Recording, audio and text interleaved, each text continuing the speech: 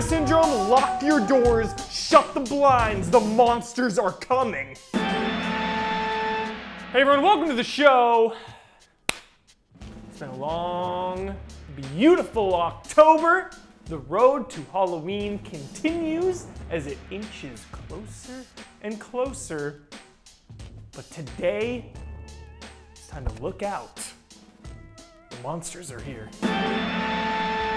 Starting off with a bang. Starting off with an icon. I love that word. Iconic. What monster is more iconic than a xenomorph?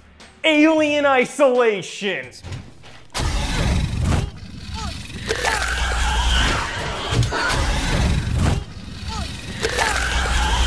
Alien Isolation is beautiful on so many levels because it takes its time. You can't rush through this game. It takes a lot of time for the alien to even really show up. You know, but before that, before we even get to the main event, the most perfect organism ever created, I admire its purity. We first have to deal with the unsettling androids. Their lifeless stare as they just come walking at you. It's very creepy, it's uncomfortable. It makes me so uncomfortable, the androids in this game. But then the alien comes, you know, and just the way it hunts you down in this game is the best. There's nowhere to hide, there's nowhere to run. It is coming for you. If it sees you, it's too late. It's too late. You're done. You're gone. It's over. Next one, a tribute. More of a nod, really. Too many Easy Allies memes. A homage, whatever you want to call it. Dead Space. I'm sorry. I'm sorry about everything. I wish I could just talk to someone. It's all falling apart here. I can't believe what's happening. Dead Space 1 is on the short list for my favorite survival horror games. And of course you can compare it to Alien. And Aliens, of course. You're on an isolated spaceship and these alien freak jobs are coming to hunt you down and kill you. I love it because the necromorphs, one of my favorite words to say. Say it out loud. Say it with me. Necromorphs. One more time. Necromorphs. This one's for you, Necromorph. The Necromorphs are awesome because they're similar to a xenomorph, even in name, but they got their own thing going on. You know, they run at you with like their creepy claw things, and there's different varieties of them. The Regenerator kind of gives me a Resident Evil 4 vibe. This just thing that can regenerate. You gotta like blow it out of the damn airlock. Then there's some crazy bosses like the Hive Mind and the Leviathan. It's just, you know, it is very similar to Alien, but it stands on its own and it does its own thing. And we are not talking about Dead Space 3. Strike it from the record books. You wanna know what I love doing? Fitting in a game somehow. Fitting in something that I just really want to talk about. Bloodborne!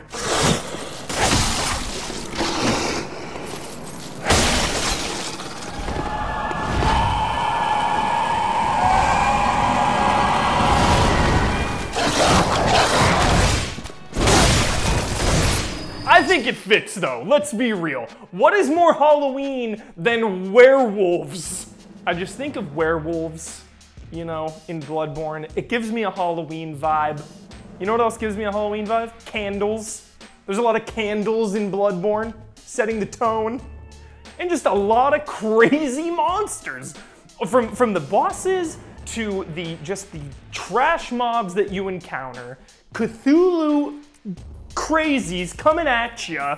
Amygdala people. I can't even pronounce half the names. We gotta call Brad up. He's the expert. Just tons of crazies in Bloodborne that gets my monster juices flowing, puts me in the Halloween spirit. Last but not least, it was only a matter of time before we got to Resident Evil.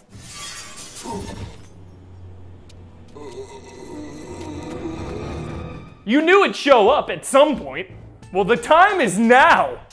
Resident Evil Monsters. One of my favorite things about this series are the monsters.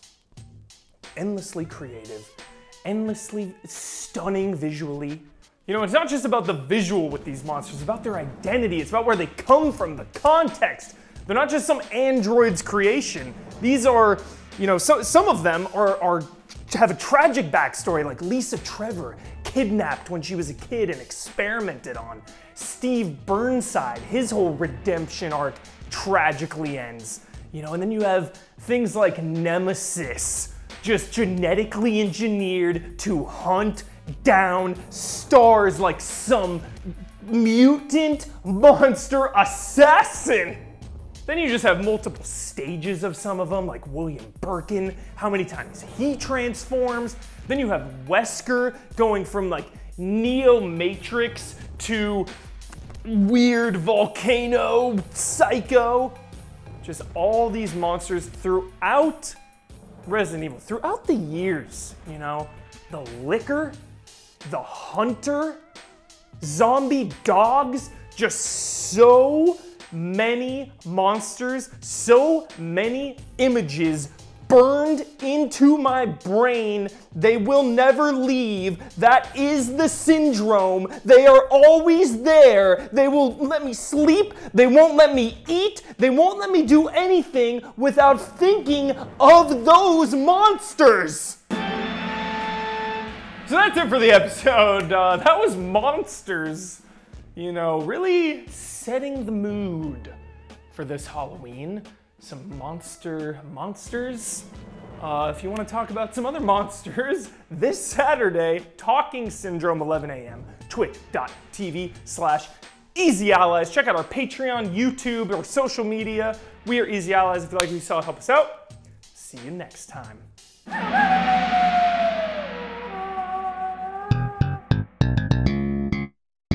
Time for the syndrome.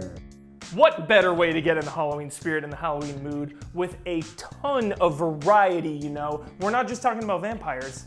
Buffy the Vampire Slayer! It's new monsters all the time, crazy ones. If you don't want to commit to 100 and some odd episodes, just check out one called Hush.